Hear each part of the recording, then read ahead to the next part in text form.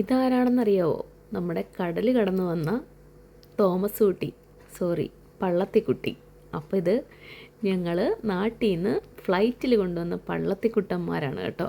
നമ്മുടെ ഫ്രണ്ട് നമുക്ക് ഏർപ്പാടാക്കി തന്ന് മേടിച്ചു കൊണ്ടുവന്ന പള്ളത്തി ഞങ്ങൾ നന്നായിട്ട് ഫ്രീസറിൽ വെച്ച് തണുപ്പിച്ച് നല്ല ഐസ് കട്ടയാക്കി സിപ്പ് ലോക്ക് ബാഗിലിട്ട് നമ്മുടെ ഹാൻഡ് ബാഗിനകത്ത് ഇട്ടുകൊണ്ട് എമിഗ്രേഷൻ വരെ എത്തിക്കഴിഞ്ഞപ്പോൾ എമിഗ്രേഷനിലെ ഓഫീസർ നമ്മളെ അവിടെ തടഞ്ഞു നിർത്തി. ഇതിനകത്ത് എന്താണ്, ബീഫാണോ, ഇതെന്താണ് എന്നൊക്കെ ചോദിച്ചു.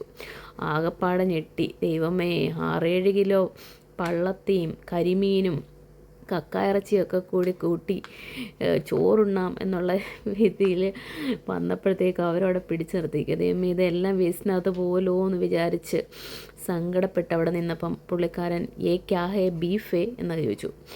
അപ്പം സന്തോഷേട്ടൻ അതിനകത്ത് ചെറിയൊരു പാക്കറ്റിനകത്ത് അമ്മ കൊടുത്തുവിട്ട ബീഫ് ഒലത്തിയതുണ്ടായിരുന്നു. ബീഫേ പറഞ്ഞു. അപ്പം ഞാൻ പറഞ്ഞു നൈ ബീഫ് നൈയേ ഇസ്മൈ ഫിഷ് ഓർ കാം മീറ്റ് എന്ന് പറഞ്ഞു. ഈ കക്കാറച്ചിയുടെ ഇംഗ്ലീഷൊക്കെ അന്നപ്പോൾ ആലോചിച്ചിട്ടൊന്നും വരുന്നില്ല, വന്ന ഇതിൽ പറഞ്ഞു വെപ്പിച്ചു കേട്ടോ. അപ്പോൾ പുള്ളി ഓക്കേ എന്ന് പറഞ്ഞു. അപ്പോൾ പുള്ളിക്കാരൻ ഓക്കേ പറഞ്ഞു. അങ്ങനെ പിന്നെ പെട്ടെന്ന് സമാധാനമായി, എടുത്തുകൊണ്ട് പോയിക്കോളാൻ പറഞ്ഞു പെട്ടി. അങ്ങനെ നമുക്ക് ആകപ്പാടെ ആശങ്കയ്ക്കൊടുവിൽ നമുക്ക് കിട്ടിയ പള്ളത്തിയാണിത്. എനിക്ക് ഏറ്റവും ഇഷ്ടമുള്ള മീനാണ് പള്ളത്തി.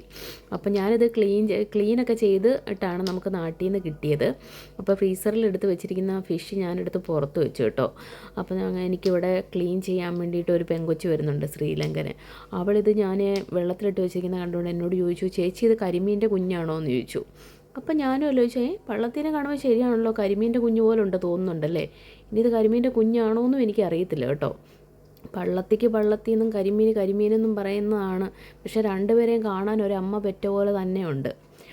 എന്തായാലും പോട്ടെ, ഞാൻ പകുതി എടുത്ത് ഫ്രീസറിൽ വെക്കാൻ വേണ്ടി വെള്ളം ഒഴിച്ച് ഡപ്പയ്ക്കകത്ത് അടച്ച് വെച്ചിട്ടുണ്ട്. ബാക്കിയെടുത്ത് മുളകൊക്കെ പുരട്ടി വറക്കാൻ വേണ്ടി എടുത്തിട്ടുണ്ട് കേട്ടോ.